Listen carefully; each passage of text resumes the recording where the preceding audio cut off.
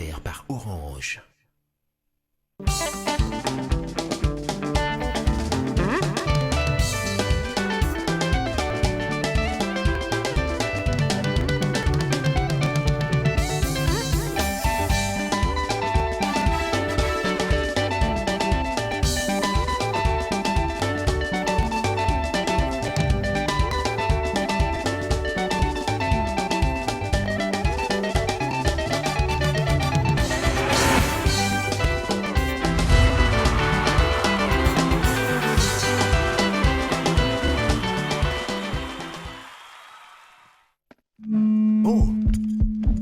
C'est bon le micro? Ok. Orange Énergie. Et action! C'est quoi Orange Énergie? C'est un service de location d'énergie solaire apporté par Orange pour répondre aux besoins essentiels de ses abonnés dont le client devient propriétaire après 18 mois d'abonnement dans le but d'améliorer leur quotidien. Ah bon? Intéressant. Alors, garantissez la sécurité et le confort de votre famille en souscrivant dès maintenant au kit Orange Énergie qui vous convient. 3 formules disponibles. Le kit Orange Énergie Gold à partir de 85 $ et bénéficiez d'un panneau solaire, une batterie, 5 lampes à bas-jour, une radio FM avec 2 ports USB, une torche mobile et un téléviseur couleur de 19 ou 24 pouces. Le kit Orange Énergie Platinum à partir de 130 $, comprenant un panneau solaire, une unité centrale ou batterie, 4 lampes à bas-jour, un boîtier de chargeur pour téléphone, une torche mobile et une radio FM. Le kit Orange Énergie Premium à partir de 845 $, contenant un panneau de 300 watts, une unité centrale, 10 lampes à bas-jour, boîtier chargeur pour téléphone, un chargeur laptop, une torche mobile et une radio FM, un ventilateur et un téléviseur 40 pouces. Avec Orange, bénéficiez d'une souscription abordable d'un service après-vente, c'est-à-dire installation, entretien, réparation gratuit. Besoin d'informations? N'hésitez pas de nous contacter au 15 55. Que la lumière soit et la lumière fut. Orange.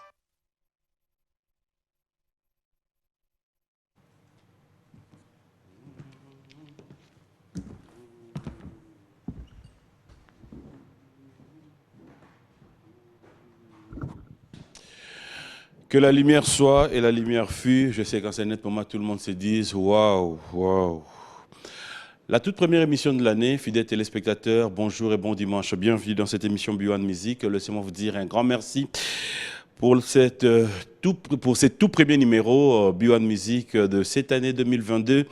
J'aimerais bien en profiter pour vous présenter nos meilleurs vœux au nom de toute la grande équipe de cette émission B1 Musique, mais surtout au nom de cette chaîne de télévision, B1 Télévision, par le biais de son promoteur, monsieur l'ambassadeur Jean-Pierre Moutamba. Laissez-moi vraiment vous dire nos vœux le meilleur, de bonheur, prospérité et surtout longévité. Vous allez certainement vous poser la question pourquoi on est comme ça aujourd'hui. C'est juste pour vous dire que nous débutons l'année avec Edni, mais après, il faut comprendre que nous avons promis qu'il y aurait déjà une nouvelle collection. Eddie et Niki ne sont pas encore de retour à Kinshasa, vous le savez très bien avec cette histoire de Covid, il y a tellement de frontières qui sont bloquées et vu que nous sommes au début de l'année, nous n'avons pas voulu débuter l'année avec les anciennes collections, donc soyez rassurés que la semaine prochaine, vous serez déjà servi avec Edni, raison pour laquelle aujourd'hui nous avons bien voulu être comme ça. Question aussi pour nous de pouvoir honorer cette année 2022. Un grand merci à tous nos sponsors. Merci à Orange qui continue à croire à nous. Merci à tous les partenaires PK Service qui continuent à croire à nous. Merci à la Fondation Coyote et Kabika. Un grand merci, bref, à vous tous, fidèles téléspectateurs, qui êtes partenaires de cette émission de près ou de loin. Nous vous serons toujours reconnaissants.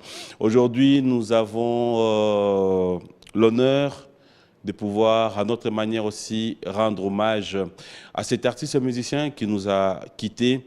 Le général Defao, vous l'avez certainement appris, ne plus nous a quittés depuis la semaine dernière. Fidèles téléspectateurs, nous sommes appelés à lui rendre hommage dans cette émission. Ça sera vraiment une émission spéciale pour lui. Dans cette émission, vous retrouverez des témoignages, mais pourquoi ne pas aussi retrouver quelques titres, surtout les œuvres qu'il a laissées en notre possession. Il faudra déjà dire, fidèles téléspectateurs, par rapport à ses obsèques. La dépouille mortelle revient à Kinshasa le 4 janvier déjà. Ça sera dans un vol affrété par le gouvernement. Et nous tenons déjà à dire un grand merci pour l'implication du gouvernement. Et par la même occasion, il y a Félix Ouazekwa qui confirme son retour à Kinshasa pour assister à ses obsèques. Nous allons devoir en parler dans cette émission. Il y a Koffi Olomide qui présente ses condoléances aussi. L'artiste musicien en ce net moment se trouve au Malawi. Dès son retour à Kinshasa, nous aurons de plus amples précisions par rapport à sa tournée, mais aussi, il faut dire que nous l'attendions à bras ouverts sur ce plateau de B1 Music. Tout au long de cette émission, nous allons revenir avec l'actualité. Comme vous le savez, fidèles téléspectateurs, Bin Adam Jubempiana séjourne à Paris. L'artiste musicien est allé juste pour mettre quelques points. Et dès son retour, je crois, nous aurons cette fois-ci à la voir sur ce plateau aussi, parce que 2022 s'annonce tellement très bien. Nous aurons l'occasion de pouvoir maintenant avoir des informations à la source. Nous allons aussi, à travers cette émission, dire coup de chapeau à Héritier Watanabe qui a eu à électricité la foire internationale de Kinshasa Fikine. Les images continuent à sillonner. Si tout va bien dans cette émission, si nous avons les images, nous allons devoir vous proposer ce qu'a été cette production. Fidèles téléspectateurs, Montana Kamenga, je dirais, cet artiste musicien qui a eu à être à côté du général Defao, sera avec nous pour parler de ses tout derniers voyages, parce qu'ils ont eu à se produire du côté de Côte d'Ivoire, mais juste après, c'est là où le général Defao a eu à répondre à une invitation. C'était au niveau de Cameroun. Nous allons devoir en parler dans cette émission B1 Music. Mais entre-temps, laissez-moi vous dire qu'il y a Kabossé, un de piliers aussi qui a été soldat aux côtés de général Defao, qui venait donc de mettre à notre disposition cette très belle chanson, Mes larmes, comme le dit, c'est pour rendre hommage au général Defao. On regarde, on se retrouve tout à l'heure.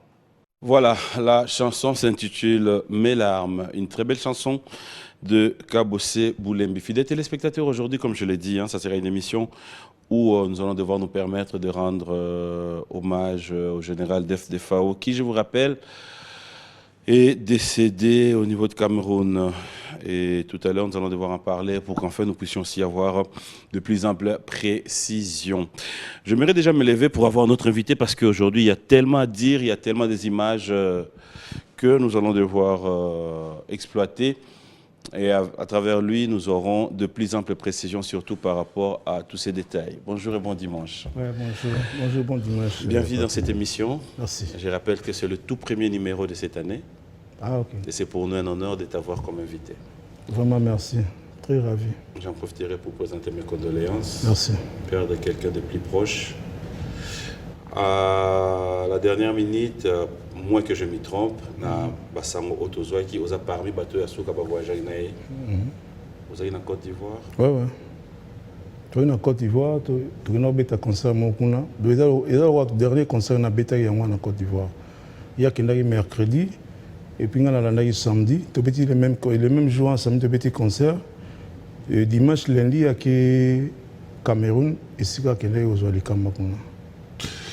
Merci Montana Kamenga, nous allons nous asseoir. Sommet, c'est vrai que, bon, préféré Koyambayo, dans la circonstance, c'est pas facile. Ça fait quand même mal, mais après, je pense, tout le monde a l'effort, qu'on a un peu à la hauteur pour permettre Bandeko. Ça la paix moi bien à Bandako. Parce que, comme on a toujours dit, Dieu a donné, Dieu a repris, paix à son âme. Voilà, alors, pour la petite histoire, j'aimerais quand même dire, parmi Bateau, Baebi Histoire, et Big Star, pour une petite présentation, Bandeko Baolanda.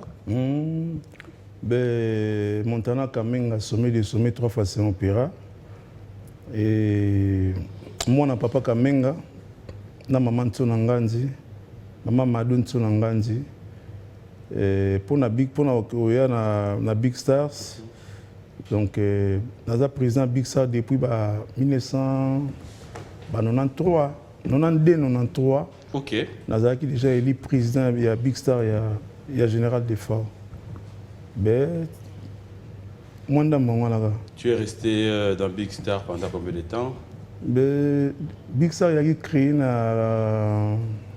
na 91 nga azali premier musicien au général des Phares. Bon, Big Star ezalaki liboso ezalaki dio du siècle. Général des Phares na Joe Poster. Ok. Wana ba Jean-Louis Bikunda bazali, ba pauvre Jojo bazali, ba Via Doli, ba Guy Wanzambi, ba toaki belé. Nakuta bato belé vraiment, bato belé ba Burkina Faso. Ouais, wana ce ezalaki dio du siècle. Donc Joe Poster na des Phares basanganaki.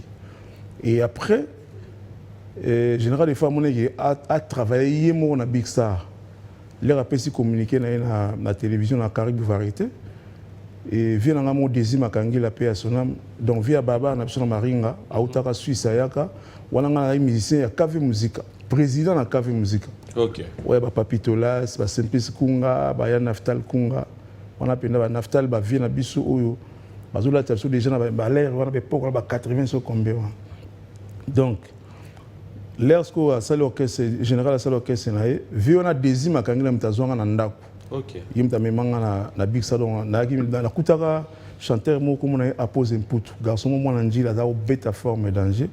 Ngape jour na yaka vient nga déjà là tsanga ba père les on a déjà na ba 91. De to comme le ko ndi biso mbale na po na ba passa. VDF par la bi IBC na uya so ga la zuba petit mo mi balé ba ndi ba na wenge. Ba ndi ba na wenge parce que général des fois ça paraît wenge. Ok. Ah donc au côté de la Big Star, on a dit parmi les musiciens du Bosso, donc il y a une gaille, la massana a posé un poutou, et puis l'étude bandara orchestre, pauvre maman, aïe au Koufa, il y a général des Phares, puis à son âme, aïe au Koufa. Tout ça, moins temps, tout ça, vraiment moins temps, break. 40 jours, nini, après, tu as ça la concert, le général des Phares pendant 40 jours, tu as ça la concert, on a biso test, la passion d'Ouka, na Bumbu, premier concert Big Star. Il est plein à craquer. Et tu as ce que sorti dans Bissou, le premier concert le 2 novembre 91. Et au concert sorti officiel, tu as le 9 novembre na vis-à-vis. Donc c'est Bimiwana. Départ Yangwana, Bavi Roxy, Petit Prince, Quel genre de personne il était? C'est-à-dire Yom Tozaginaye, c'est un gars comique, Moutoumoko. Bon. Quel genre de personne? D'abord, il capricieux. Okay. Donc, pour voir, il faut l'ingaye. Il capricieux au Saranate. Et puis, il est comique. En tout cas, il blague à ça, il blague trop. À ça, il blague trop. Il peut montrer une personnalité.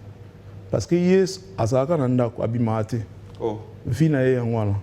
Soit bimi le bac studio ou à quel concert, mais à part on a auto que nous mettons masanga boy à ça la rencontre. Qu'est-ce que tu retiens de lui? Les solonio il va bêter là c'est ça. Ah à chaque fois quand tu penses.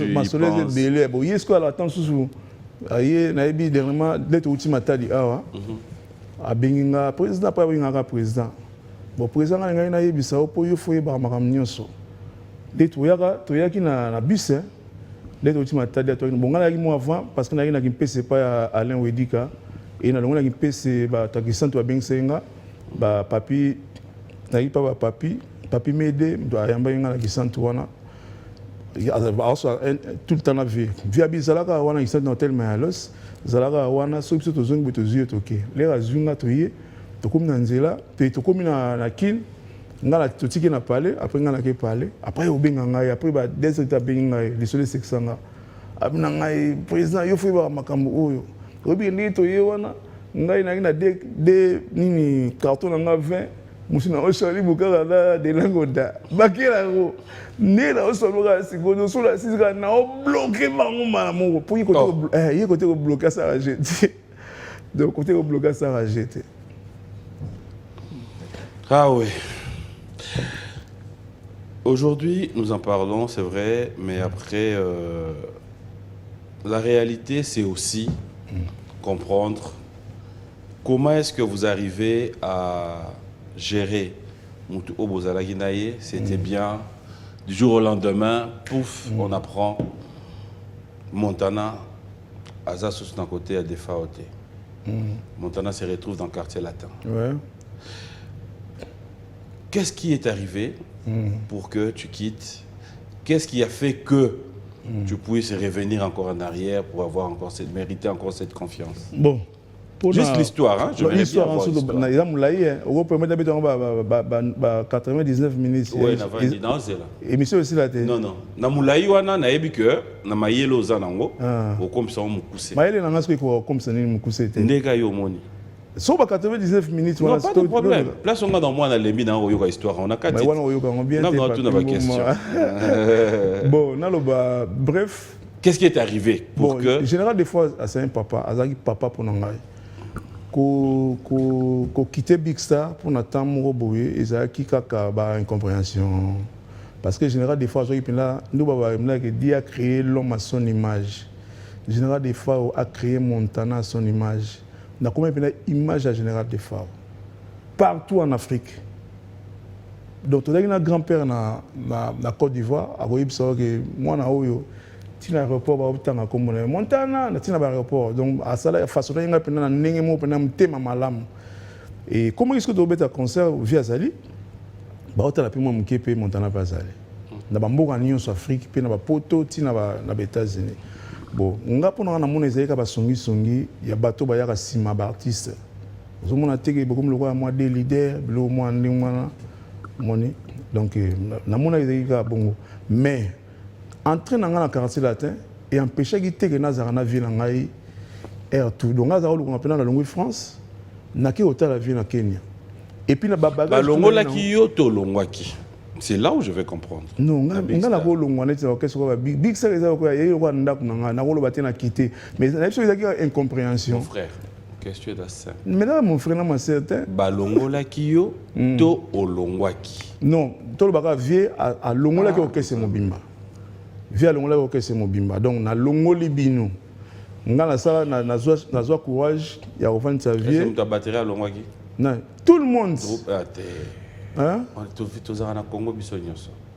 Dans l'histoire, il y a une partie qui est partie. Moi, Batundam. Et dans la guité que des fois, à lobby, orchestre Kofi Natigalinga Moko. Nous avons bêté l'histoire vraie. Nous avons fondé. Ok. Nous avons fondé. Pour une dimanche, nous avons fondé histoire vraie. Mais place où on a eu à Tanga, il y a des téléspectateurs, on dit pété. Ah, bandi matene, baby ngana ko sarate, baby papi mboma lingami ba artiste o ba polémique tout ça là. Mais bato ba talo baby Montana dans ta polémique. Au moins tu une émission ya rapenda te pour na finga raté, na tonga raté, qu'est-ce que vous appelez polémique? De temps en temps aussi il y a moins soiranga. Ah, il na meko question moi dans la bombe lo on a faim. Maintenant tout nango sikoyo. OK. O la sanga so que ça polémique ou est normal. Bah c'est OK, émission ça yo. Des fois balaki. Jésus a bala. Moi, je te pose une question. Abino a posé la minute. Non, ça dit qu'on a posé une question. Donc, au moins, il a posé. Problème, n'a répondu. Moi, je place la polémique. Moi, tout les gens ont cité. Na tout ni et logo moi sur les réseaux sociaux. Yo vandanaye. Et swing a pété parce que. Qu'est-ce pour répondre à la question et d'abord tout ni. PM, au moins tremplin, au moins général d'effort. Mon frère, ngaso tout ni nga papier au bala. Non, yepso oui. Tu n'as pas dans le bas, non. Bon, nous, c'est un peu de balate. Tout ni yoté. Des fois, balaki. Mariage ou alliance. Mariage, vous n'avez pas alliance. Qu'est-ce que ça répond? Soit oui, soit non. Non, il c'est là, pardon, pardon. Non, il faut le place moi là. Oui, place Bandabando va crier et le raison facile. Montana za mutu walinga na polémique tout le monde a comprendre. Tout ça na polémique. En fait, na poser une question pour na ce exemple. Oh, question est normal. Non, mais juste pour répondre. Mais nga zo répondre na yozo katakata nga bwendeli. Nga na bina ko bala mariage boy non. Général des fois ko bala mariage boy non. Ko bala ya nini kasi oui. Ko zala niti na moi si boy oui. Mais ko bala mariage ninga yo bala boy moni yo za alliance. Présenter copine wano yebi ba écoute nga na za alliance te. Yo balate. Mais na balate. Présenter copine. Fois pas d'alliance alliance te pour présenter copine wano yebi ba condoléances kasi. Non, copine wana kufa. Ngam na kundai. Comment yana? Titinzao. Ngam na kundai donc mbongo nyuso na via za na voyage via tinda mbongo pananga. Kene na banda lo tuna. Ngam na somba second tout ça na héritier mvuki. Tout ça la démarche on a héritier auta poto aye et moi ba malaise bani. On a nini? Et umeli hein. Ane nini? Yom to sala ba dépense non. Ozoye ba kutu date bo beta concert dans le mois de novembre. Au Pessina date le 8. Oh nazoye bango. Oh nazoye frère, mais non quand même. Pour le général des forces c'est mon patron. Oui. Azali papa nanga. Yom to sala dans la vie privée na été. Yom to sala ba dépense. Na sali pour mon aki mambo. Olobi yom to sala ki ba dépense. Ben oui. Et on a tourné, ça fait combien de temps naneni? Nazo se rappeler sous à peu près. Et goza la ba nonen keke. Ba nonen keke. Do banda 90 style lo yo moi so eba ka yewana oyo kunda. Yo lobi nanga nini après Big Star okenda pa ya okenda na quartier latin. Na quartier latin na sali combien d'années? Na sali 9 ans. Oyebiti. Neti ndio bossa mamnyos. Non, écoute, na sali 9 ans. Général des fois za moninga. Tigala ki kaka. Aza moninga na ngate. Pardon mon frère. Tu as compris côté on a. Non, c'est bon. To sala ngona ba Charlie Mbona tanga était pour bala déjà. Non, c'est bon. Mais tout ça là ba cop wana entre nous. Non, c'est bon. Mais na ko sala ngona général c'est bon. Jésus pas balater, mais le pour les capables de pour Jésus. Tout respecter Moé, il paie à son âme. On n'est pas là pour polémique. En fait, c'était juste une question, mais sans polémique. Merci. Atiki Mouana? Non. Non. Ok. Là, c'est un acquis. Bino Batou, Boza Lelo, et que quand tu regardes maintenant l'avenir, parce qu'il faut le dire, dans le retour à Général des FAO, on a vu Montana faire un retour. Est-ce que tu peux dire aujourd'hui sur ces plateaux que Zonga qui aurait intégré qui groupe ou aux alagi juste Moutoua qui accompagner Général des FAO dans la production, dans quelques productions? Montana quand même dans l'orchestre, dans l'orchestre comme on a staff influence. Général des FAO c'est mon papa, Azam Moutou Oyo a loko tanga na zéro, na combat Claude, a comme ça Montana quand même international. Mais il y a une question, Eza Awa. Au lieu de répondre Awa, pour qu'il retourne. Manda pas un orchestre naït. Ben oui. Mais Yewana batigué la paix orchestre msoussou. On va batiguer l'angaté. Kasi ya mona tourné. On réintégrer qui big. Pour intégrer on c'est trop. Na beta na vie na ngai na général d'effort parce que. Ta mo beta na orchestre no basani. Na ba mission na ngato mona ba ngote na podium mona ba ngote mona ba jangité ba rite te beta ki manda chante do système ngo comme na bien mona wana bébé ko dans ces ngati ya staff influence do yo bazuyo ozongi na mouvement mozu pe na bato no ke na mouvement te nazonga orchestre wana ti na studio no sa disque nanga nzembo o inosa mo we wana o nanya memi muninga na Côte d'Ivoire nani mais c'est mon papa nanya memi muninga na Côte d'Ivoire yende mtoluka polémique te il y a besoin de solo là. Tout solo calmement. Na lobi na yo, nga d'abord naza président Big Star ou na sala lettre de reconnaissance pour na longwa. Na sala lettre te. Donc tigala na non membre effectif ya Big Star. Naza membre effectif ya Big Star. Naza pe na orchestre na li président fondateur ya orchestre na sa influence. Naza li président Big Star ya général des fois parce que yene mtaza fondé. Donc ozoli ali kelemba demi tout. À la fois ozo sala pa mutu, yo poke sala ya yo. Non, si on a un moto, il y a un général de fois on a monté. Parce que il y a un salangaï, pour nous comment les gens n'engagent pas. Donc à chaque fois, les Cambouizala qui, ce que l'on a tous un concert na matadi, na kokende ko beta concert. Bon, si quoi. On a un concert na qui centre na kokende. So pe comme ma poto na kokende. Donc na privilège il y a du bosso. Il y a général des fois parce que c'est mon papa. Voilà. Si vous souhaitez Bachelio, Babi Montana, au bêta concert les 15. On a général des fois sur les 15, on a concert Moko na Matadi. Yo na ba sorti de ka to yenda otambola bu, au commis pe place mo boye. Moutma pocha ozawa, au bêta nanza besoin au bêta na mariage na les 15. No orchestre no siko sana. Par respect dans solo na vie. Tout aussi matadi tout beta na matadi na général des forts nga fa ina sala clip ya nzimo mo album nanga ona osala ya agenda o to beti concert al boso to beti deuxième concert fa to beta troisième concert yena polité ba yoka na ité le concert est raté parce que nga na yaki pona beta ba concert na général des forts les concerts est raté na senga ki na bona bivie nga fona sala clip ya album nanga o lobi nini poso ka boya ki pe nga o yate abinanga no problème ezate mais tika ba bagage na on a parce que ngana to hotel mo abizo bagage no tika na chambre nanga longola moi keke bilo mono ko ke nango okende ba mission na o bazaki tozaki na matadi kuna na général des fois to longa na bango kuna to yo donc ça soit concert aujourd'hui quelques missions na yo oui. au koti ba on a big star na koti cité yé moko général des fois ça la réunion ba mission est-ce que tant ba ozawa na ba mission nani mais koko na bango te le to beti concert na obi to beti concert na Gombe awa na Airbinda Airbinda kuna pesi mbote po azo kokata azo lela to ser na bismo Airbinda to beta concert wana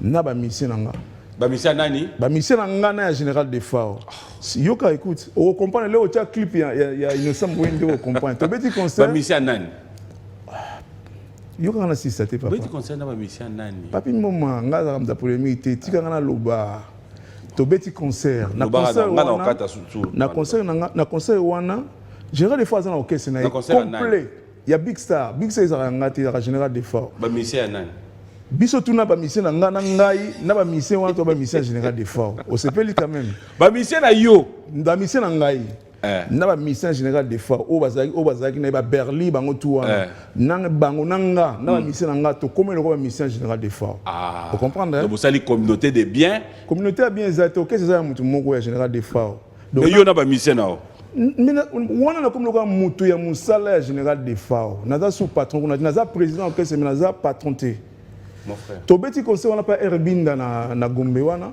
concert esili moi réunion Airbinda po lambara na ya lambeli vio mama makoso bani to bandolia to sola moi réunion via ibisa na ba musicien na be mo ba musicien o ya Montana do ba musicien o ya nani ya Montana président Montana merci bango nyonso nangi Montana na bino bani to zaka eloko moko so hotel ba concert tobeti pa ya Pepito Kilala na Bumbu au moins ba chanteur presque tout ba téléma wana ba ba chemise pembe na ba gilet noir ba musicien ngai so che clip ya Innocent ya Montana nazo sepela kana ba question Montana musicien nani ya des Fao général des Fao OK yango de so che clip o ya Innocent Mwei e ya nzemu na ngai OK na sali featuring na père na général des Fao ba musicien nyonso oyo mona na clip wana ba musicien na ngai on comprend et ça et là c'est compliqué et ça que style mo on a sali mo ba dernier temps et ça pena ba style mo ya Congoté ya ba congolais mais ça na ça business et ça business pésima ya général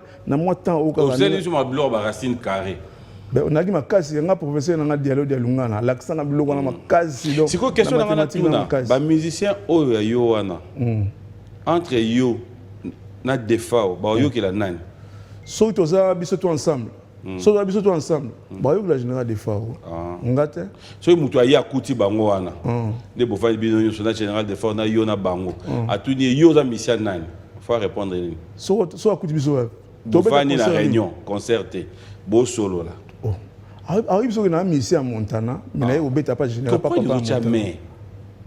mais pas mission pas poser question za mission nani arrive so na mission à Montana OK parce que Joanna Leki a zongi pas là Montana yo za mission nani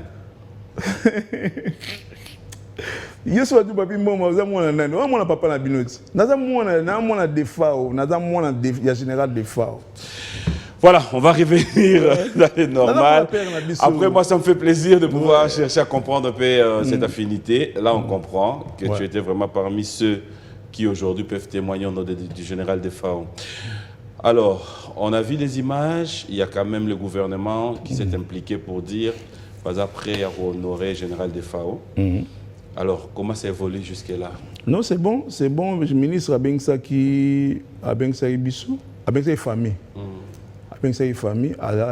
Bon, on a ce qu'on m'a camboui, il y a aussi la démarche la nini, na mon il na s'impliquer pendant la côté. Donc, en tout cas, na communiqué bien, des jours. Jour tout via donc on a salé au moins 4 jours nuit blanche dans la raté na évité sur le na la raté na la raté na lila ka do fona za na bat sona ngamo donc izaka na olela sikoyo le ba ministre bing saki tour à liboso parce que na koka été na ba inga quoi ministre Modéron Timba. Modéron Timba. Il faut rappeler que c'est lui qui fait intérim aussi à ministère de la Culture. Na évité sur le ministre de la quoi. OK. Donc mutu malam na niveau moko na éviter. En tout cas, Modéron Timba, notre ministre excellence Modéron Timba, vraiment merci. Abing sa ebiso nga kokaité. Na ba inga na oyaka ko la vie. Même Cameroun wana na ba na okendete po na kokate na mona ba otcha vie na cercueil. ngana tala na kokate parce que viti akati mutema ngana za na téléphone na to sola nini to comme ça et comme ça d'urgence et comme réanimation ah ti ba muni pena nini na comme ko loba donc moyeba ibisanga te via ça non wa via ça kufa kina avant ba 20h wana ba ke ba 16h via kufa déjà ba za ko bomba ba zo bomba ti le ko ki grand na ngam to azaki na vie na Cameroun kuna OK amuna yelo wote nde ya ko ibisanga vérité quoi donc ministre Bengsa biso premier jour toki nous on a kina kokete na kenda été ministre a tenu famille zagité Montana pas zagité mais non pour te évoluer bien il faut famille ça là il faut pas Montana pas ça deuxième jour deuxième réunion hier mon ministre a dit pour ça moi Montana c'est un texte on a bien c'est texte mais faut y a par respect telle que excellence modéron Timba pour on a yeba kala nan ko comme ministre était ndina yeroya to comme en tout cas ministre Penda Zalaki avec un souci pina ya makamba général des forts ndenge fati béton yimoko a un souci ya général des forts et à ça il y a proposition en tout cas qui rapide peut aussi siango donc déjà je crois lobby na mo babinga kala militaire to na réunion mo lobby na ministre qui tu a peut-être lobby pour to kinde pour ministre ce que modéron Timba atala il faut fallait gouvernement faut payer ça biso avion et puis ça avion pour na général pour na plutôt kende baté belé alors pour na ministre à mon habité le gozo oumela il y a ngana sala mo le mot vite fait à seulement liste mo ya quelques membres du gouvernement quelques musiciens na ba quelques batailles miko à cela on a ba billet son ba billet vite fait non moi 9 personnes tout précédé tokende pona na nini na tokende pona mambwana parce que déjà comment il mamboké ba kufina corona bilo moi bon menga na yibike via dani na corona te pour passer l'examen corona na misu na samedi pour avoir jaki lundi passer samedi donc azana corona te puis là komi kuna na Cameroun azola la na nogo na ngai donc nogo na ngambe lokwa to kola na biso place moko to beta ba bale ba nini na benga ya Simon. Donc, à la rambe tout le monde a eu pour nous bien qui pour leur via le non leur via Longwe Côte d'Ivoire tout petit samedi dimanche lundi via Longwe Côte d'Ivoire na 20h tout ça qui na été à 18h le temps long à Longba qui na aéroport na producteur na 20h à vol à Kiti Cameroun là comme na Cameroun à comment il va 2h du matin ba 2h du matin le temps qui va ba betele ba visa ba nini boya za star amenene ba bimisa qui passeport etikali na aéroport. On comprend. Là comme ce qu'on a présenté hôtel à Lalina hôtel via Lali Pinda donc banda la na butu wana ti to komi lobi nango ti 12h ti 18h via zo bimati zo beta porte c'est comme ça au petit déjeuner azo yati. Et puis hôtel on a oyala la qui hôtel ngale na beta na Cameroun na nuit moya ba on va ça le 31 le 1er décembre le ka ki na beta kuna na la hôtel wana. Alors, nous avons vu soit comme un bateau, Montana, même chambre, on a appelé la. Oh, ben oui. Même chambre. Même chambre, on a la TV, on a vu la chambre, on a la hôtel, ils ont tellement luxe, ils ont des cartes. Donc, on a vu le roi, c'est que ça, moi, tout, on a un message, 3h, 4h, on a vendu la mouka, c'est que ça. Mais on a un message, il y a 12h, 17h, rien, tout comme 18h, c'est quoi? Président Bozi le grand-père ndaye olukanga beninga na mpanza meleki na ngai obiki vena obanda kende kuna zola mukate nga bitika boy naye ko benga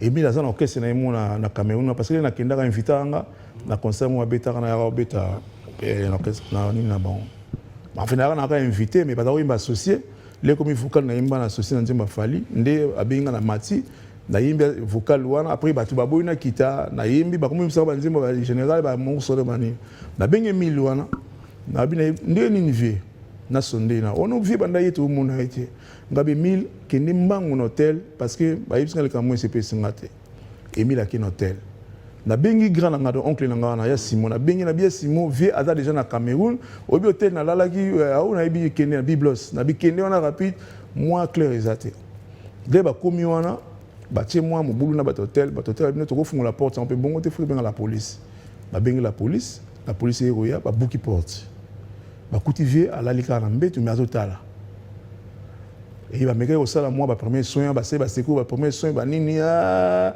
komi na epé bien vie pas du téléphone na ye a bengi ngai tosololi na ye très bien abia nga grippe beti nga bi vie grippe ngo pezo beta bato na kim donc ndongo zana sala ba sisa matiti ba makasa tokisa wana aussi sango rapide monde na bisa ki tosololi na ye abi non tonza kutina noko simonga bingam na lobi na ye azana pe okende te azana loko komo bela asivyo nde bazola la mbetu moko nan oncle na nga wana oncle na nga na robenge sikoyo omona ite osola na ye ni kokosola ni fièvre.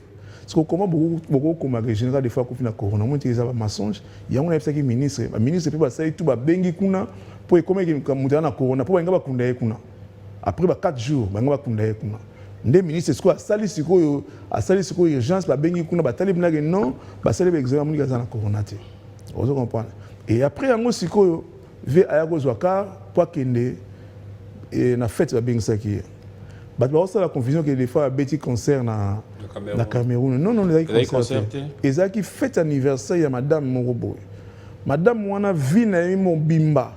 À passer, on a un général des fois. Moi, on a eu Azam Tala. Ce qu'on fait, la maman a anniversaire. À penser, mais maman a un cadeau n'a pas payé. Cadeau n'a pas payé, qu'il faut la benglaé. Général des fois. Même maman a payé aïe baïté. Véler aïe ba bombier na douala. Maman n'a pas mon aïté.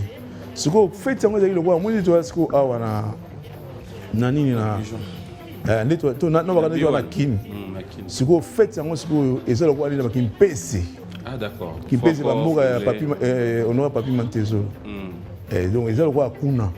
Donc joue il a concert avant yango. Général de yango yo image. Ouais, général des fois sikoyo na général des fois sikoyo na oncle nanga wana batine bango jipe ozo bango nde bakende ko beta akende fête wana ba bombi vie les komisko et que c'est beta que c'est 1000. OK. OK c'est 1000. Alors sikoyo les sali bongo nde ba invité surprise aka bumba mo vie ayeko bima. Les vie abimi wana sikoyo yeko sala ki maman na sali vertige. Muto ya linga vina mo maman nde mama sengi jenga des fois ayembelaye atanze mumoko. Or vient déjà zaki na mo ba fièvre na ye. À côté na fatigue nzela wana. À côté yembeli à mon scolaire, à kati maman ngabi non moko eza moko temi balé ayo yemba papa ye. Monde zaki. Donc zaki bon. C'est les images qu'on regarde, je pense. Donc Michel, le concert na ye à Béti on a Côte d'Ivoire. On peut quand même avoir les sons, c'est si oh là là, bon, je sais pas. Michel, est-ce que je voulais quand même qu'on écoute un peu.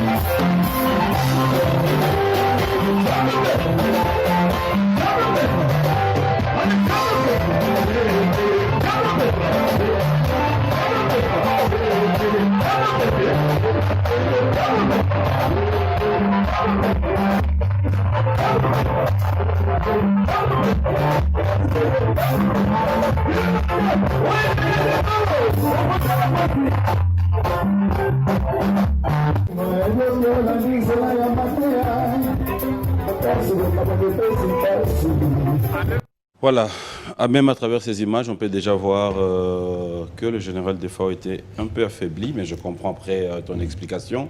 Faire la route, avec tous ces trajets, aussi sans repos, comme à Tassou d'un podium, déjà... Et puis, ces derniers temps, à tourner ma casse à Burkina Faso, parce qu'il y a eu trophée à carré d'honneur. Et Burkina Faso a joué un mot Kisasa, Éthiopie, Éthiopie, Abidjan,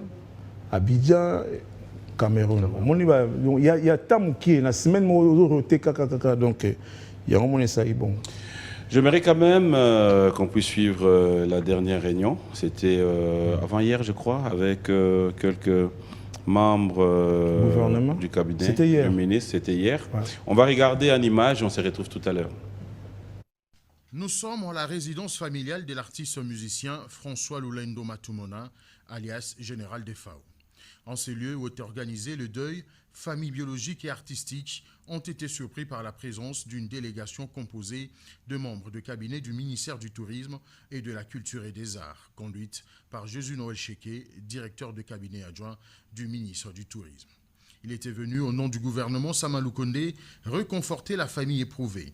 Jésus Noël Cheke a fait savoir à la famille biologique et artistique du défunt la volonté du gouvernement de s'impliquer dans l'organisation des obsèques du général Defao. Le gouvernement a décidé que à son amaboko le général Defao a collé la main lolenge sengeli na lokumu nyonso o ezali bongo du na ranaye na lokumu nyonso par rapport ya misala o ya salaki pona kotombola lokumu ya mboka.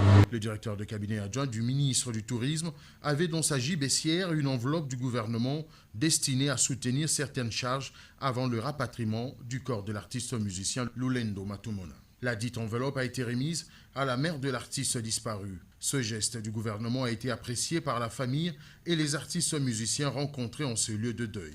2 sites ont été proposés pour l'organisation des obsèques du général Defao, le musée national ou le palais du peuple pourrait abriter la cérémonie funèbre du patron de l'orchestre Big Star.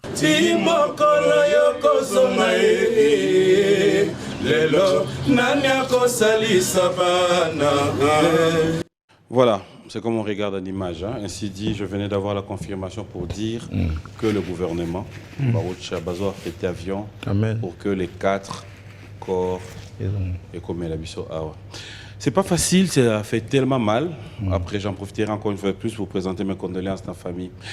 Dans Kotala, Lelo, quand tu es face à la réalité ou à Matanga, qu'est-ce que ça vous interpelle en tant qu'artiste musicien aussi, à comprendre comment est-ce que nous évoluons dans Mokila Lelo, dans des polémiques, dans des rancunes, surtout entre artistes? Ben, en tout cas, puis il y a un moment où le général Defao a coupé. Donc ça n'a pas si à niveau où on a évité, même papa n'a pas coupé, n'a pas passé à boiter. Ça n'a vraiment pas passé. Donc pour l'angai, tout tambola na obanga nzambe, tout ça relation va rankinte, parce que tu es bilobité. Parce que là na mutu boui, na mutu lundi, tu solo nae et ayo benga tu mando solo là. Et tu vas solo là, tu solo il peut sous-souter, tu peux couper. Et comme il y a comme coma et comme réanimation, bah ni na tamuke ma ils m'ont besoin de voler rapide, tu couper. Na habité bonga déjà m'tema, auto bonga m'tema kalaté awa pasteur Jean, m'ta bonga singa m'tema. Pour na bonga là on a pe kala parce que na c'est vraiment na catholique mais lelo pena auto bonga là pena m'tema. Naza mutu na tambola na Saint-Esprit na zabo. Je crois moni ba parole na ngai za rapena contrôler. Donc tout tambola na banga nzambe. Tout tambola na banga nzambe to lingana. To lingana. Général des fois daki aza modèle. To l'un exemple naé parce que na tremplé à komaki ba no asa na musique ba succès asa na musique na tika yo keta mukolo mo aso na mutu te. Ata mutu o ya leki ou bien oyo aleki atika so na mutu te. Donc nayebi ke na tango oyo aza pena pa ya nzambe azo yamba ye pena na babilamba pembe bani parce que nazo mona ngo ba jour tu na seso ba 4 jours wala te mais sona la na ndako naza na parler nazo mondi lili na ye donc nazo comprendre te donc to na comment nzambe na yebisa ke même famille lobby na yebisa ko famille lobby ngamo pe kutu zoni na zawa nzambe kaka so nzambe bilelo ke bo tika sala boye na Holanda o nzambe yebisa nga donc na komi na obanga. Pas facile. Non, c'est facilité, papi. Donc, les locaux, non, le lobby gana les londo mouinga na mosola. Bon, na sola beauté. Je crois, bah chroniqueur tout ya musique, bah benga inga na sa émission, bah limbisanga pour nazaki na force té. Nazaki na force. Peut-être bah ozo mabe, bah toi benga bah ibele, ben nazaki na force té. Na kokate. To meka imuke na Frank Stemai. Je crois au mona suite nango donc na ouais aussi émission té yeka kolela na olela. Mais les lois va conseiller nga ba biso télémeni peni ni wana te aux amalamte donc naza obligé na téléma na sala likamo même ba moi na ngai Tracy Kamenga en États-Unis là amuninga na olela abina nga papa eseninga pasi moko donc banda boti biso boko libiso ba libosa mono banda ozolela ko sa su bongo te na bi pasi ezali azaki mutu na yo papa na yo zaki na ye pasi ezali mais quand on essayait de nous kangamou alarme na. Tu avais quel âge quand tu étais aux côtés? 17 ans. 17 ans. Ouais. Aujourd'hui, quand tous ces souvenirs te reviennent, aujourd'hui, quand tu en parlais comme ça, qu'est-ce que, c'est vrai qu'il est mort, mais après, comme nous l'avons toujours dit, les morts ne sont pas morts. Qu'est-ce que Montana peut dire à Defao s'il pouvait écouter là où il est?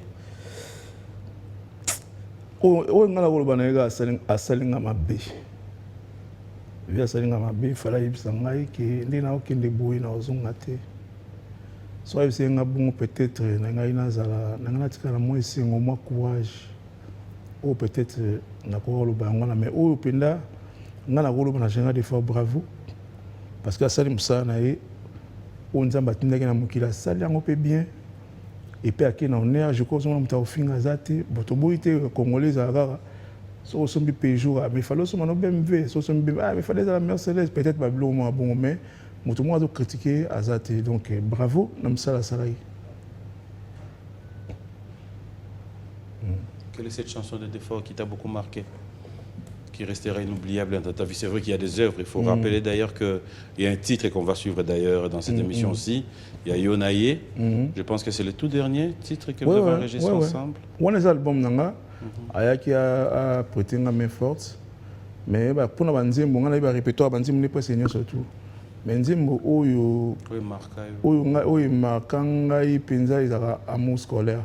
Même quand avant de voyager, 2 jours avant de voyager, tu as na trophée Congo, après ça qui trophée légende. Na ibisi na bino vifo ça la playback abia na ça se playback ngabité vifo ça playback quoi ba Congo mingi baza awa ba ministre ba nini ba honorable et ça bien. Et puis ngam na pona nzembo wana ya mot scolaire. Ya habité à mot scolaire te bacha papa ngabité vieux ça la mot scolaire. Habité bacha papa na ndimaki bacha papa wana trophée Congo. Na ndimaki bacha na ndimika pona soni mais après na ibisi dadi mar la o la station nzela na ibo cha muscole les nzembo ngana linga yango. J'aimerais quand même que nous puissions souffler parce que là je comprends que il y a l'émotion qui t'arrive, qui nous arrive tous parce que c'est pas facile. Nous sommes en train de parler d'une personne qui hier on était ensemble, aujourd'hui qui n'est plus. C'est comme je l'ai dit, Zanzela Abissonios. On n'en peut rien. J'aimerais cette fois-ci, Michel va devoir nous aider. On va prendre la chanson et en même temps, on va sélectionner avec notre rubrique anniversaire parce qu'on ne saura pas à la fois prendre la chanson. Et donc, nous allons prendre le dé à la fois. On va revenir un peu en arrière, voir cette œuvre du général Defao qui a eu à marquer son temps, marquer l'histoire. Et comme vous le savez, fidèles téléspectateurs, je leur ai dit et je leur ai dit que son âme repose en paix. On va regarder.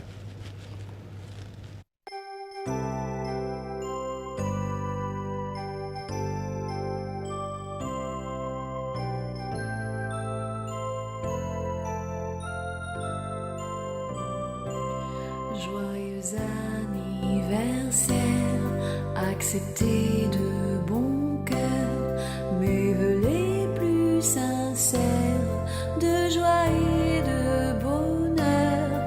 Joyeux anniversaire, accepté de bon cœur mes vœux les plus sincères. Joyeux anniversaire.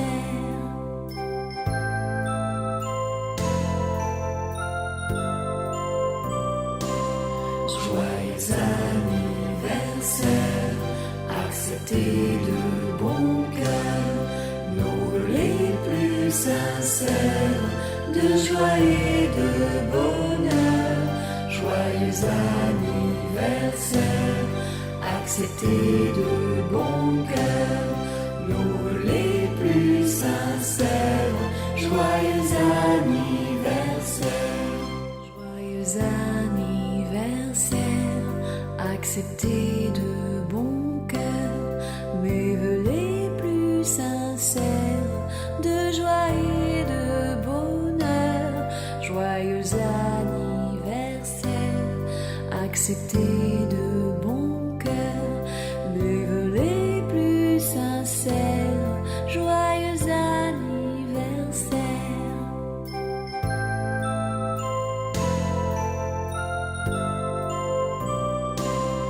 Joyeux anniversaire, accepté accepter de bon cœur nos vœux les plus sincères de joie et de bonheur. Joyeux anniversaire, accepter de bon cœur nos vœux les plus sincères. Joyeux anniversaire. Joyeux anniversaire, acceptez de bon cœur nos vœux les plus sincères de joie et de bonheur. Joyeux anniversaire, acceptez de bon cœur nos vœux les plus sincères. Joyeux anniversaire.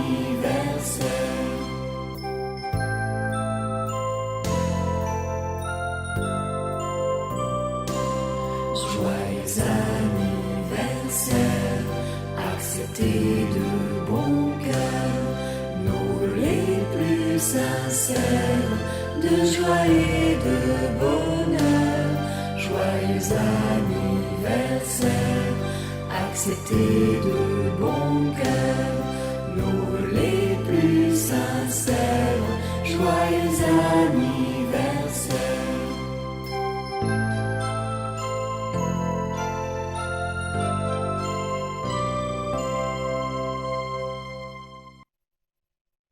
Voilà, bon anniversaire à vous tous, bon anniversaire à Tetenda, il est moinet. Clan de spécial à toi, bon anniversaire à toi, Papi Kakol, c'est Bondo ya Machine. Bon anniversaire à Pichou Moussungu, bon anniversaire à tous les amis. Merci de nous suivre, on a tellement suivi. Merci à Mamino, Nourrisson, Nori, Clan de spécial à toi. Merci à Patrick Boussi et à la fondation de notre ami Stone Mukendi qui continue à venir en aide à nos frères et sœurs. Nous te disons merci et félicitations. Coup de chapeau à toi, Stone Mukendi. Merci à François Okambo Mpeti. Moi, Napoto et Akala, nous sommes de cœur avec toi. Passe des très bons moments dans notre compagnie. Merci à Jeff Bokungulu, clan des spécial. Et pourquoi ne pas dire merci à Patrick Abouika, à JC Pelé Tesoro, qui nous suit en ce moment depuis Paris. Merci de nous avoir choisis. Eliane, Clarisse, Mabiala, Moïse Kaloumé, tous les amis, je tiens à vous dire un grand merci, clan des spécial à vous. Alors, de retour sur ce plateau, sommet. Ouais. C'est vrai que ce n'est pas facile de revoir toutes ces images. Je me mets à votre place, j'aimerais quand même que nous puissions revenir.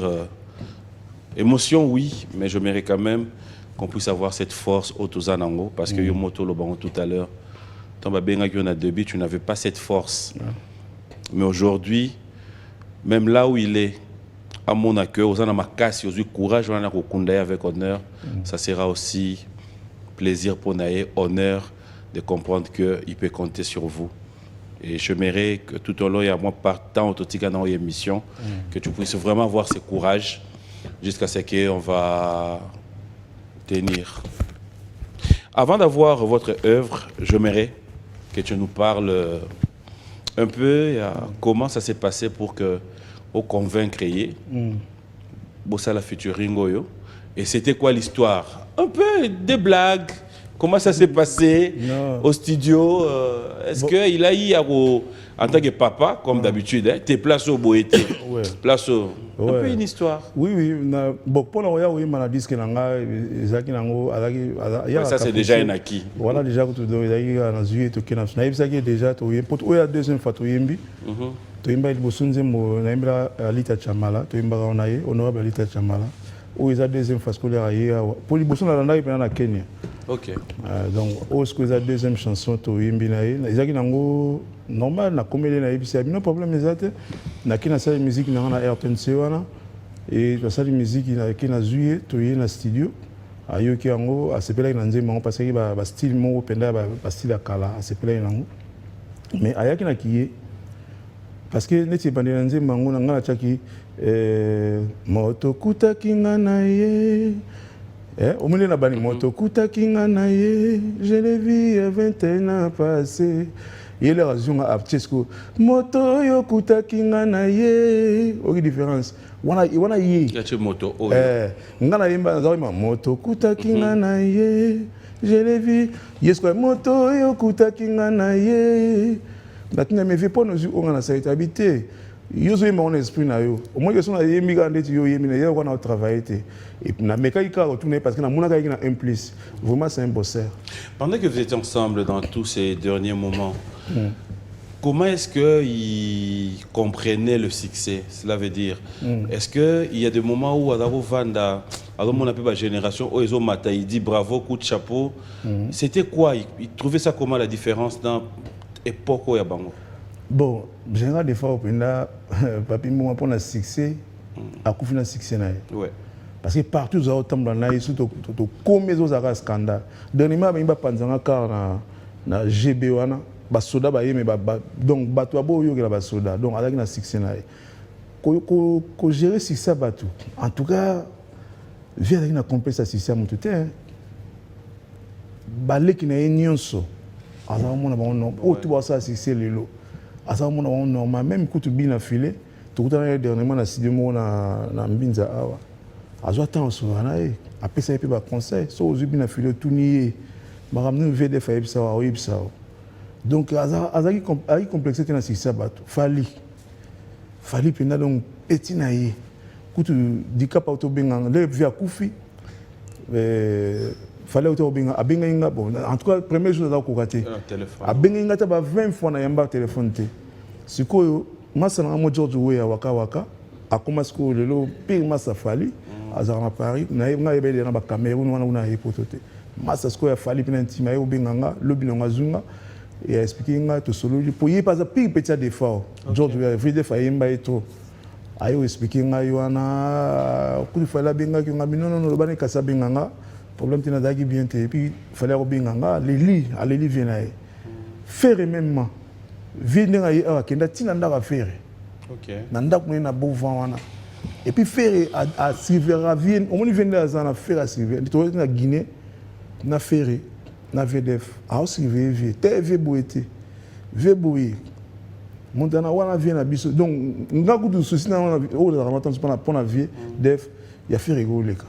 Ya on monileur vient ya Koufi, à ça qui m'a choqué. Ba mission belé déplique. Vient bien déplique na studio. Ba yembi na ye. Donc azana complexe mututé ba wera wana tout ba président JB ba président wera bango tout ba bande konaye wazi kwa utu kolobate parce que ba benga na l'air tout tu ko ko annoncer ngo que ba benga na l'air tout donc tozaki na kimpese na vidéo de concert wazi ka benga na nze mweza kuna bango na ready a misi ko tout les passe à des fois donc azaki bien na ba tout nyonso tout le monde yo yebi na ba comme sous dans la cité te ba limisanga mais mutu mo ta yebisa OK aina problème na vie wana. Donc, on perd depuis tout. Donc, dans sa façon de parler, qu'est-ce qu'il commençait à penser de la musique congolaise? Qu'est-ce qu'il disait de l'évolution musicale? Bon, évolution. Non, solo en fait. C'est juste un peu. Voilà. Gérard des fois, a la chance, les lots oyo. Ok, na Kinobe na Cameroun. Na Cameroun mais la coutanzi moi ça c'est un amour scolaire. Et les gars na télévision on a télé pe na téléphone na tindeli yango azo kama ngabi weza lokwa amuso yeza ko milelo ozo comprendre to uti na Côte d'Ivoire ti lelo banzemba vie beta a uti na Burkina Faso banzemba beta donc aza mutu oyo peut-être vision na ye au monde musique congolaise pour na yenga zobi au monde na tam ki atambuli mwato donc vision na ye a la musique eza na wa likolo mais pour na koloba neti ba musique neti ba lelo wana ya ba kilelo wala. En tout cas, franchement, via l'ingénie rumba. Il y a musique, pour la musique, on dit que c'est quoi bêta. La musique, c'est quoi bêta que l'on vimba, on a vu ça dans Kenya. Via besoin de téléphone à Benga, Montana, on musique à Congo. Musique à Congo, il y a un agneau à l'on a bêti. À l'Oba Nangango. Voilà, dit que je crois, premier jour, et puis aussi à succès. Et ça l'appelle succès. Tout le monde m'a dit, parce que, au tête, aux arolas, les acquis, il y a boss, mon gens séqués. Mamona mutuma lamu na epsiyo ya osakanate siko batu ba artiste akuna bazaro lukaba mana vie le quoi lingane obimate j'en sais que boss wana animé pe na biboya na studio bazu restaurant moi vie pe asaki ba comme studio ba na studio wana via yimba eme nzembo moko boye na garçon Jebri ya Matadi mama na nzembo na ebisiyo ba garçon azo rapper via zo maman scolaire nayoka nzimbo nanga bivie nzembo botola ngo ekoma yo abie obika ende aloba po jiba kopia ye nanenga bete nanenga bete mpona ngaso na so neti lelo boso na ozami na président mukulu na mwa kaneti na VDF. OK. Bila teli koloba na bloquer bani lo biloko pia sala on est na loba bo. On comprend. Mona ki onka bongo mais ils a bastila ba oya kilelo. Na esa binzembo oyo vie sala bien mais mona ki on normal mais nzembo ils a très bien. Ils a vraiment très bien. Donc il y a alingami style oya ko penda ba rumba penda ya Congo bastila alingamwa. J'aimerais que nous puissions encore regarder votre œuvre. C'était quoi le titre de la chanson? Innocent Moé. Innocent Moé. Ouais. C'était une chanson dédiée à qui? Eric Mandala. Donc ils ont dit mo na ko boulete pour bande jo takninga ki na zo ba mbongo ba nini te. Ils ont Eric Mandala pesanga ni info. OK. Na sala on mbongo na ngamo na studio, na sala clip wana, muta sala clip na d'ailleurs merci. Colonel Nzitambila mta pesanga batu na équipe na complet ba Patrick Mbasto sala ni na ba car tout au monde na ba car ya Colonel Nzitambila. Na sala nzi mwana pourquoi? L'air vient de faillir. Mutu o Gilles Salam tayari na ye. D'ailleurs Gilles Salam merci ndongo il a absolvé. Vele Fleraye, Eric Mandala a foutu la vie na Rutana wana 1 mois. La séjour. Et bah séjour na ya foutu la nini. Non via ça 2 mois. A foutu la 2 mois et bah séjour na Rutana. Via avec une suite présentielle par jour. Chambre avec $900 par jour. Ça là on se multiplié par 2 mois. Donc il y a les et puis concert les bosso via Betana Kin à Betana les bosso il y a télé Eric Mandala wana. Donc tu es to beti Eric Mandala benga bedachou ba panzela vela ba salave kata au sakanate et puis yé mutoke to kotiti na ka mais mbongo ezola ndaka yé. Donc azaki na vie donc yé pena mutaki lokola a soutenir qui vie na début. Yé mta pesa qui vie coup de pouce wana Eric Mandala wana. Mon ami a habité et ça là il m'a plaisir parce que net na bisobo net tu vois na ko soutenir VDF na ko kate de lo ya ça là ne pesa inga penda posa ya oyembela nzimbo ndo mona sala nzimbo oyo ya maintenant on peut limiter donc na sala ki nzimbo oyo ya innocent. Voilà, il y a quand même quelques messages. Il y a le capitaine Jules qui te présente ses condoléances. Merci. Qui dit courage à toi. Et on a eu tellement de messages que je me répète. Faustina Robert, oui. Robert arrive demain. De Londres. Ah bon? Ben oui. Fausse. Mais bien tu n'as pas. King Makia de Epsanga Makambote. Ben donc ba oncle nangai. OK. Ba oncle nangai ba kisilo la wana donc ba oncle nangai. Merci à Sax Moïse, merci à tonton Bellamy qui vous présente ses condoléances. Merci. Il y a depuis Brazza Éloge Aquala d'Exo Business qui te présente aussi ses condoléances. Il y a tellement de messages. Merci à Laetitia Mavinga. Il y a Adolphine depuis les États-Unis. Clin d'œil spécial à toi, clin d'œil spécial à George. Alors, si j'aimerais qu'on regarde cette chanson, on va regarder, on se retrouve tout à l'heure. Très belle chanson que j'aimerais bien dédier à Maître Hugues Eka Pouloussi, le cabinet Pouloussi, clin d'œil spécial à vos meilleurs voeux. Et une très belle chanson que j'ai dédiée à tous mes amis, Bokele Boteti, Martin Boussima, Pati Chamaliroa, clin d'œil spécial à toi. Merci à Pierrot Loabea, Bobo Chibos, tous les Chinois, l'Irlandais noir, Papi Mouyamba qui nous suit avec beaucoup d'attention.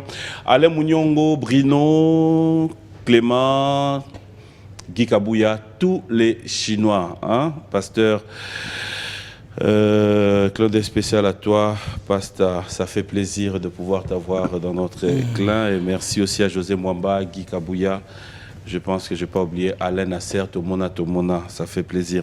Alors, je reviens avec vous, on regarde cette chanson, ça fait parler. Merci. C'est vrai que, en fait, on sent que l'artiste s'est donné corps et âme quand il fallait chanter. Parce qu'il s'agit de moi, on a eu un coup de pouce, on a fou là-bas. Pareil, on a cabossé. Il y a un monde qui a cabossé, on a raté. Donc, on a cabossé, on a courage, on a moyaka. Donc, les locaux cabossé, nous avons allé, soit il y a général des fois, mi balé. On voit ça la fierté, général des fois, malgré tous les lois athées. Je crois qu'à bosser comme ils en ont parmi les deux. Donc, l'essentiel. Moutouma a commis message, c'était pour avoir un détail, parce qu'après, là, on a l'occasion aux Anayo. Qu'est-ce qui a fait que Général Defao a passé tant à Mingi, Libanda Mboka? A passé tant à Wande, Libanda Mboka. Libanda, c'est 22 ans. Sauter l'âge d'un lion, c'est 64 ans. C'est toi qui as une carrière. Bon, 22 ans, ah, mon frère. Bon, ce que ça, 64 moi 22. Au moins, la bamboula, il y a un simple. Yo, sala. Bon, yo, il n'y a pas ces arrêtés. Nous, il y a simple. Tu es là, tu as ndenge ya masolo nde boza ko solo là. Déjà papa tayo mo 64 mo 22. Wa makasi na. Donc tu as une 22 ans à Paris ou na Éthiopie, na Gabon, na Afghanistan. Artiste, ils ont tout jusqu'au âge na moyenne. Na posé question moro normal. Cela veut dire peut-être qu'à bêter là les solo. C'est tout, soit bêter les solo, tu es qui n'habite. Tout ça absolument qu'elle est bien. Ah. Mon frère a posé question à Zach artiste musicien. Preuve année le lot général des fois à Koufina Congo té, à Koufina Cameroun à fond. Do akenda musala, musala Koufina musala. Un peu du papa Wemba, je dirais. Donc alinga musala na trop. Na ken n'a pas dans ça comme musala, tout le monde a album a na papa Wemba, tout le monde a album a na ba musicien belé. Ba musicien ba uta ba titi na ba uta poto azo ko beta la VDF kuna ba lo fombo. Ba uta kinwa ko beta kuna donc azaki ka ko sala ka musala. Les pays à Musala, donc c'est ça. Qu'est-ce que on peut retenir? Qu'est-ce qu'on peut se dire? Vu que là on est en train de se préparer pour oser là. Nous avons la biso. Déjà, on a déjà merci à président de la République, Fatih Beton. Merci papa. Merci au gouvernement du Congo pour nous reconnaître l'artiste na bango général Defao. Si on a une question autour de biso artiste faut ça makasi. To comme attends de niveau Defao té mais to pousse à attendre mketa le général Akoufi gouvernement ils ont chargé pas décider ça parce que attends muto asali mboka. Donc vraiment merci au gouvernement. Merci na battu sur balinga rapenda général Defao quoi. On va voir ça tout à l'heure. Bandeko ya Potopé, Batikali Simate. Il y a déjà Blaise Wanga, dans Bandeko Misusu, où va organiser événement Mokopé. En hommage na oui, na Bruxelles. Na poto azana. Au monde général Defao, azaki ka famille na été. Azana ba petit ni ba toko ba Guinée maindo wana. Donc aza motoyo ngala za na vie chaque jour. Donc so temps on a vu bana tongo soir, ba ko benga na temps so 10 fois, vie mtazo téléphone azo benga e. Jean-Marie Malumba. Jean-Marie Malumba, soit au Talabi, soit à Limbisangaï, à Bengaïngat, n'a pas appelé à taba 100 appels, je vais à Koufaki, n'a ma casse à décrocher. Et puis, baboto y a un téléphone parce qu'il n'a pas au Pantango. Donc, Azana ba petit naïe, Azana ba lokola ba l'AIOS, n'est l'AIOS. Donc, Azana inconsolable. Azana ba tunaye belé, ba Diogène, donc ba président d'homme na l'île. Donc, Aza vraiment na batu, oyo, Aza touché quoi. Merci. Allez, il y a tellement de messages. Je me pose la question si on aura le temps de lire tous ces messages. Il y a monsieur Paul Fikipo de FBT, agence Fret et Courrier, qui te présente ses condoléances. Merci. C'est parmi aussi des gens qui ont été bercés par la musique du général Defao. Missalande, bonjour et bon dimanche à toi. Il y a Dekos Moukoko qui te dit courage. Merci. Il y a Papi et Fomi, il y a la grande équipe d'Orange, mais là il faut parler de Kadis Mbouyi, qui fait partie de la grande équipe de marketing, à qui nous disons bonjour et bon dimanche à toute ta famille aussi. Hein. Tous ceux qui font partie de la grande équipe d'Orange, comme je l'ai toujours dit, merci à vous d'avoir choisi cette émission. Merci à Karine Kamiende depuis Londres. Bon, tout ça, c'est un mois. Ok. Nous avons un message à Batou. Voilà. Pour toi, tu n'as pas bien gagné, Adolphe Dominguez. Oui. Oui, et puis on a pire petit à vie. Ok. Biso yana so sima. Pire petit général des fois, c'est Adolphe Dominguez. Donc, il n'est pas bien belé à vie. Et puis, nous avons merci à l'honorable et l'excellence Patrick Mouyaya. Ouais. Parce que là, Ritiem Vouki, là, Sango est informé Ritiem Vouki. Ritiem Vouki, me le croise avec courage parce que nous avons affaibli à cause de l'embatté. À mon avis, excellent Patrick Mouyaya. Je n'ai pas pensé que moi ordre, moi je peux m'en rapide. Donc Patrick Mouyaya, excellence, merci.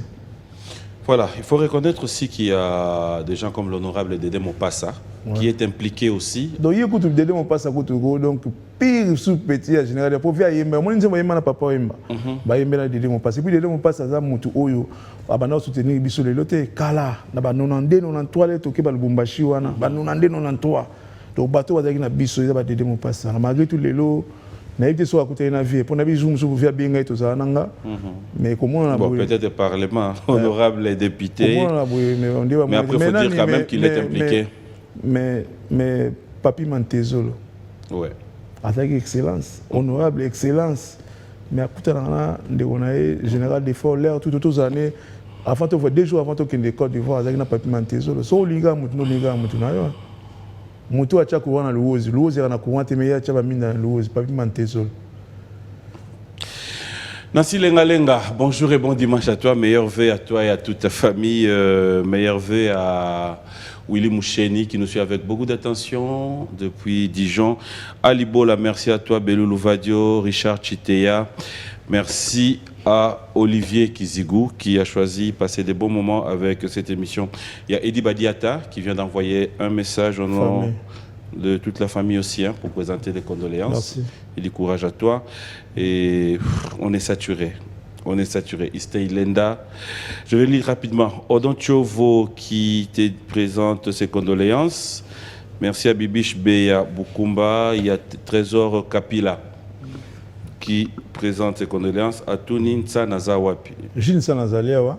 Gilles Sa, par contre, Gilles Sanazali, a sali bon, en fait, pour au moins tout ba Kenya, ba Uganda, ba Pito Lukaya.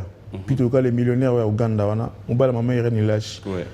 Nano na Ejigal Nzau, ba Eric Mandala, ba Zaye Belé, ba sali eloko moko ba zokuta na ma campagne awa. D'accord. Donc ngape na za invité wana ba tutu ba Kenya, ba Uganda, ba Sangani, donc mutaza lokola président eloko ngo.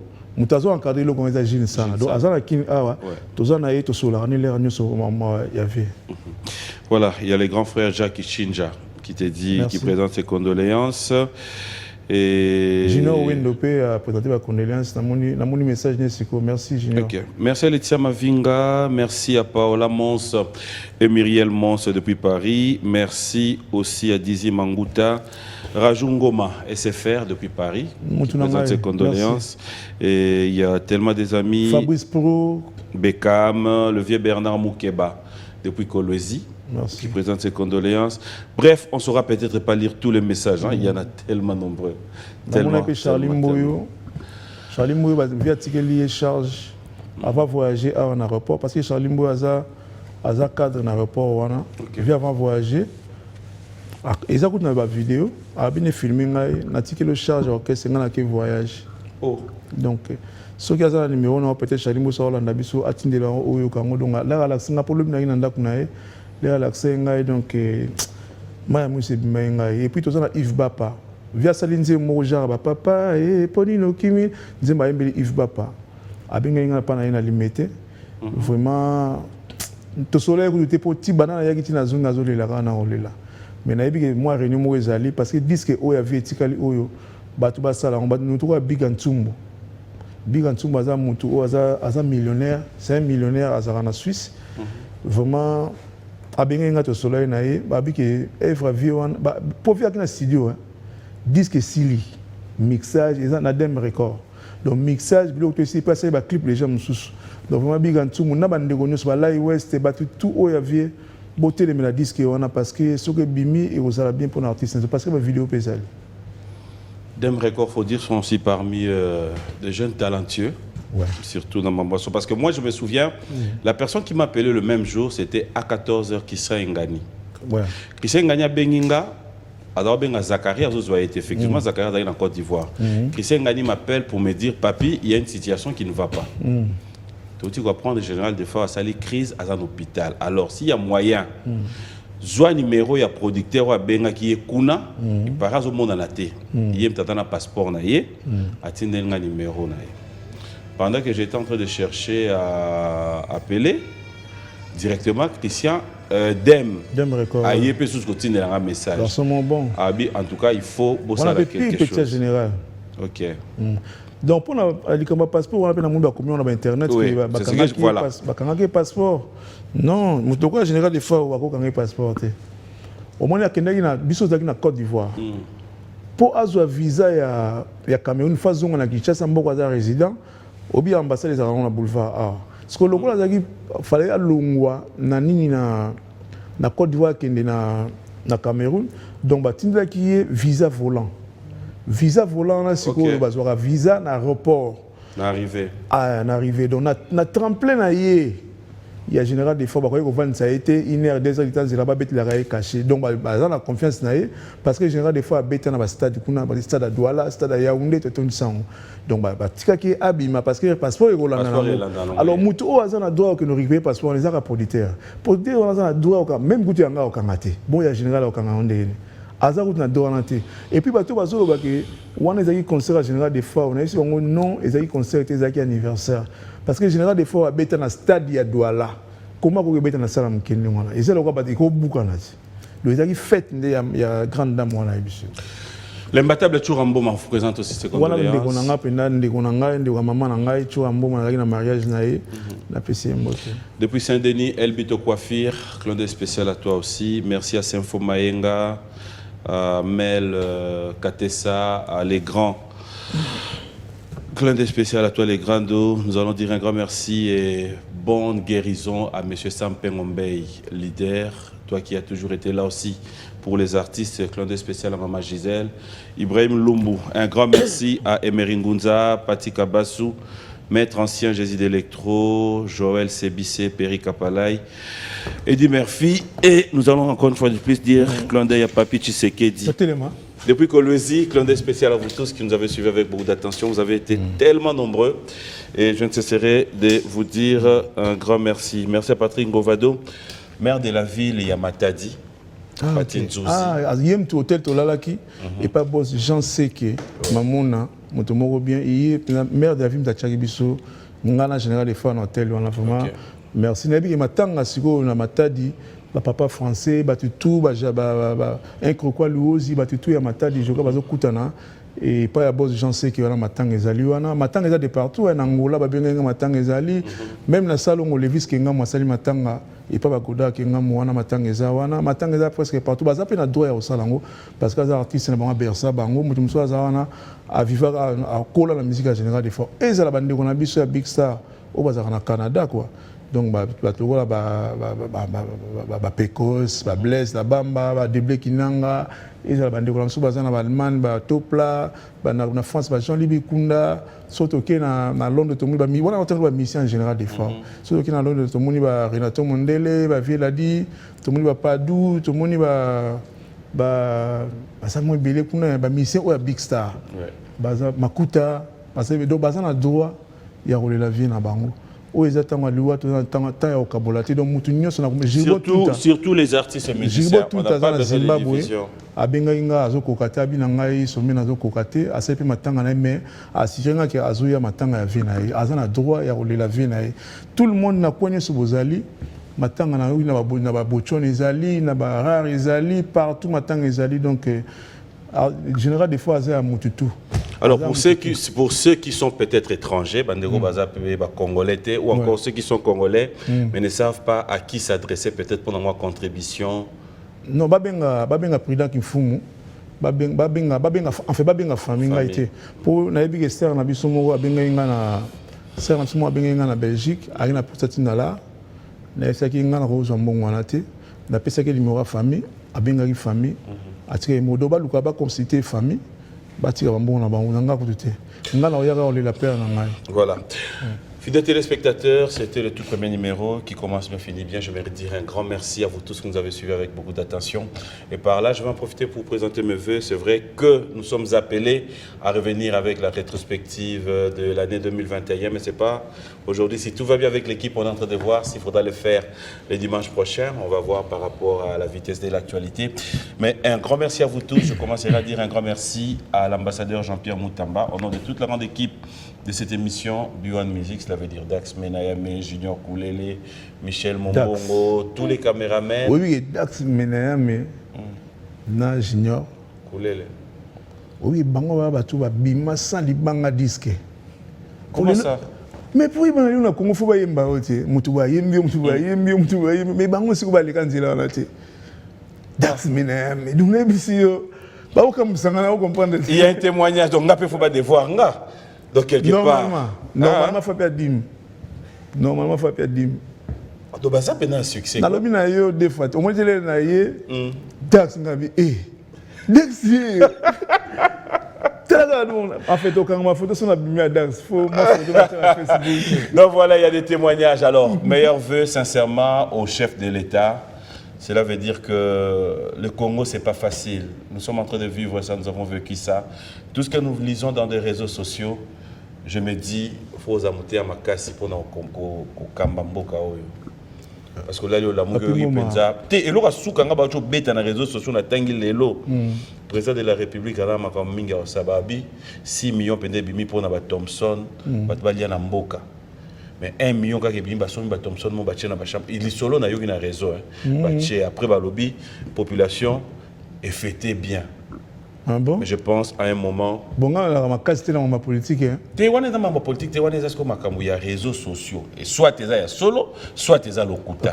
Mais ce que moi je voulais, pour 2022, Mokonzi Mboka, Bandeko bazo entouré, aider. Chose qu'il faut aussi dénoncer ça. Les gens Mboka na biso komika likamuki. Ata bazo swana na quoi on a dendon ba filmer réseaux sociaux. Et malchance, la plupart les bateaux pe bazo entouré chef. C'est une mauvaise image pour la communication paix et Mokonzi Mboka. Donc pour cette année qui commence, nous sommes le 2 janvier, je demanderai à travers cette émission bandeko nyonso bazo diriger biso na Mboka oyo. Na bosengi ba o bazo sala pe malamu. Merci Nabino. Mais bah oh yebi que quelque part bazo kende pe na ko bebisa. Nzamba songa bino. Conscience meka kozonga place. PM omoni na Congo. So tambula makolo. PM yo pe na niveau na yo wana to mona na babi wana okomo so tambula makolo. Sala ba plaisir soma moto. Okombela na moto mais PM niveau comme ça ma moto il fallait se mettre de ta VW bon ça on peut soma VW wango PMT fallait moi nini moi BMW bani so BMW ba comme le Fiat so Fiat ba comme le Mercedes so Mercedes ba comme le Cadillac comme Cadillac ba comme le Rolls le so ma ba comme le Lamborghini donc na éviter so to lingana nini yango ngana oyo to loba pona Mokonzi Mboka vraiment asanika na courage parce que Jésus Christ o ayaka pona lobi ko na biso bandima na bango yete mais lelo poko ta lola mais todo senga nde bato yo bazo entourer Jésus ba disciple ba sungaye. OK. En fait c'est ça le vrai problème. Le vrai problème c'est pas ce qu'on est en train de dire, c'est que attaque au iba na terme bango bien et senga intelligence na sagesse détournement de ko iba. En tout cas, ça me rongeait tellement qu'il fallait le dire. Je ne fais pas la politique, je ne suis pas là pour être un donneur de leçons, mais c'est juste, moi, conscience. L'équipe congolaise, prenons juste conscience.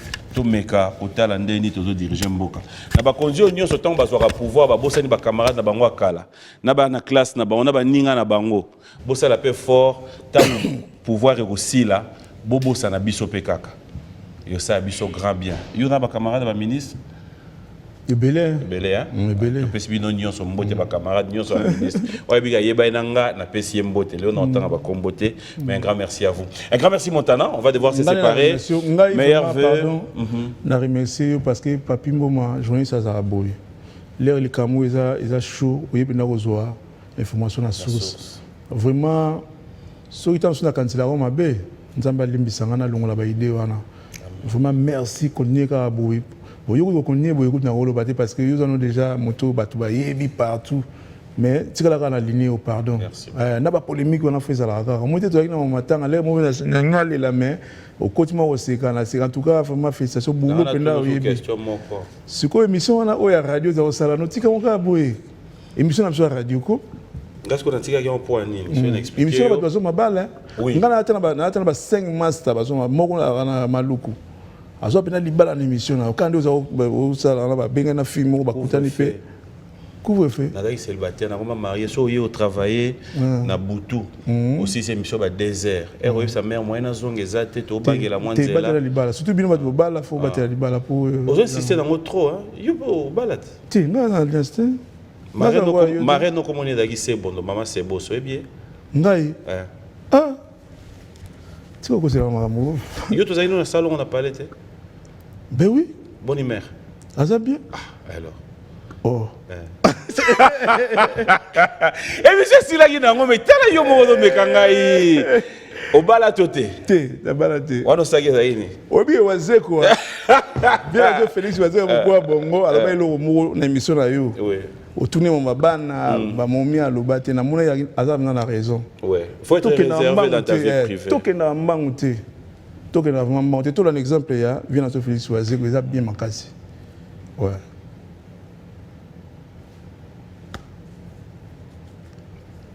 Et bien. Il y a bien makasi ko. Ngana zo leçon pa na ye. Jusqu'au okuta na kuni nyamwe pia leçon. Oui. Faut la mamka micro.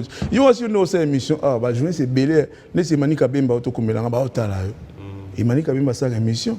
Mais so okena kana ngomona mnaki papi mboma na bango siko. Azala. Donc atala ka yo na aussi micro bo ne obeti veste bo e katala maboko donc na bi dimension na kuna yepa olata ka bo.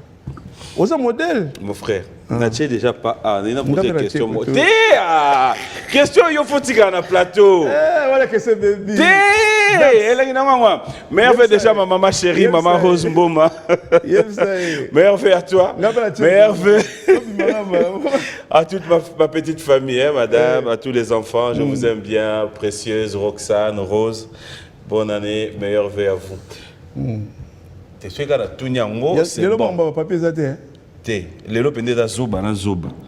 Dax. Basala Zoba mongo. Oui, côté Zoba, na bimela awa. Basala bimela mongo. Oui, ça la Dax, mais na junior coulé. Té mais en tout cas, toqué 6e année yango, tout ça na bango. Mais sans blague. Autant à comme on a tina pour baby boulot. Ouais. Na ya avant, yo to bimela na yo mais bon ba travailler avant émission. Tout autre sali a il travailler, ça t'es improvisé. Vraiment félicitations. Félicitations. En 2022, on espère qu'il y aura des gens au Barosunga Bisso. Programme ya matanga. So kinzambe a permettre biso lobito au Cameroun. Ouais. Corps et aux le 4 parce que les 4 janvier ça va férié. Pour monter tout, ba mi continue on a besoin de mon accord, on a occasion mon accord il y a général de FAO et puis famille c'est comme c'est décidé. Jour ba kundae nenge excellence modéral lobaki ils ont dépend de la famille. Famille te roba to linto pour kundae lobby, to li dans une semaine, to li dans 2 semaines, wana eza famille. Et puis le gouvernement a dit parce que nous avons un cercueil. Basombi cercueil bien, n'a pas pris to y mettre dans la télévision. Mais ici on saut qui va moniquer cercueil wana au CP na ngote. Changer. Gouvernement au sommet mususu ocha. Et puis le ko la modéron Simba excellence moteur malamu papa social ala mu Congo a mettre au pesa moi proposition moko. Cimetière mo eza na nzela ba Congo ya kitoko boye. Libula muke za ba $5,000. C'est la famille en fait, à la finalité c'est la famille qui décide. Le rôle via Congo, peut-être qu'on est dans Nzela pour via Moni Congo, ba Congo banana Kasangulu, Tina Mwanda. Le rôle grand prêtre l'homme qui a la souté et Zaraye. Donc mutako kuta sonabata, mutako kuta kisantu nini aye asukika wana atalepu ya kosa les mausolées. Mais batie yango dans la nécropole, et ça, qui ta famille va décider. Merci. Ouais. Meilleur vœu à tous nos téléspectateurs, ça n'est fini. Maintenant, tu vas clôturer dans Nzembo Euroyelo. Maintenant, on va poser une question. Tu Nzembo bien. Et tu as une question, comment il déjà awa. Ce qu'on répondre, yo. Si on a une question, mais vous n'avez répondu à la question à Bima. Ou là, il y a Nzembo. Ok, on répond à la question. Parce que vous Bima na autre. Ok, parce que tu as tourné là. Oh, tes questions. Mais si on a une question, on va y pas de problème. Yo, ça volonté. Nandenge Penda. Nandenge Penda, on va dans la générale de FAO. Si Nandenge Boké Côte d'Ivoire, si Nandenge Azongsi Molimo. Sans pour autant au vexer Batou, sans pour autant ils avaient que réponse au PC en cours. Non, Nzamba au monde on le dimanche. Faudra moi na Nzambo qui ndara pe église. Bandeko ba tana ndako ba bipe que Montana. De temps en temps, attention il y a balaté, ça quand même muto ba prière. A outa pe sous ko soit baptême. Awa, et pas à Pasteur Jean. Pasteur Jean. Voilà. Au moins, il y a un Kanganyos. Ouais. Wangoana, Potosi, c'est Mais Michel puis, Liboso. il Il y a 2022, Papimbo Matuna qui est question à répondre à Ipenabosse. Oui, mais c'est sur la Genga. Naba artiste congolais, tout le monde a des fois. Nani des fois, on lingate. Au revoir. Mutute. Alors, linga bat nyoso nege moko. Tokokutana kaka.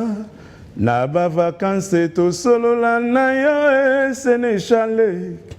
Na lelie na ye motema e. Na lelie de fao na ye mabanzo. Anga na leli général de fao papa na ngai. Na leli oyo.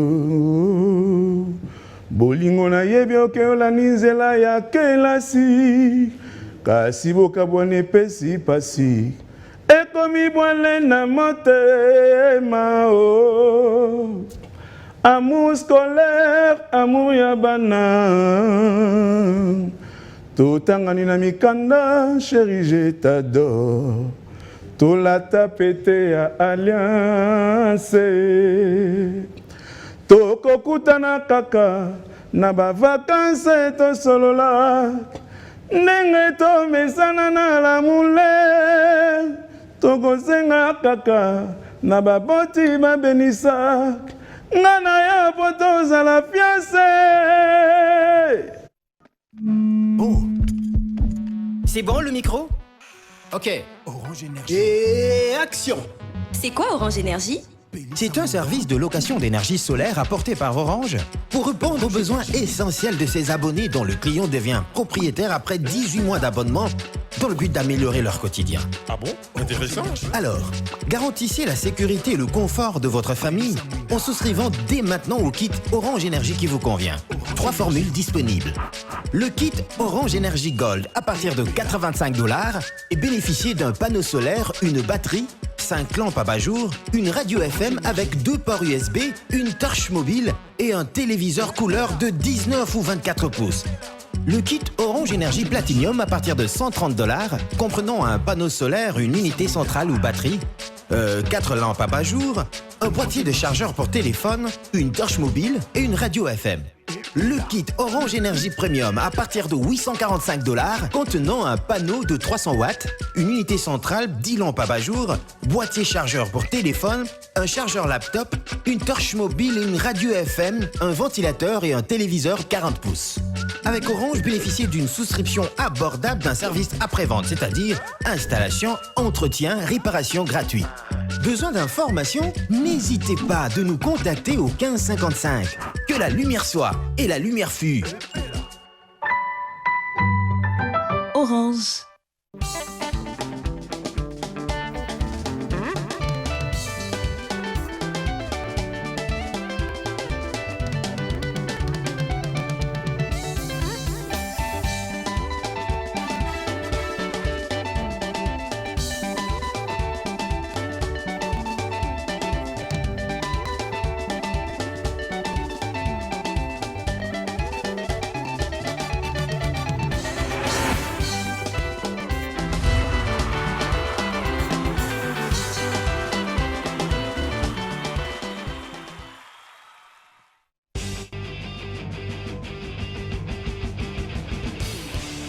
Ce programme vous est offert par Orange.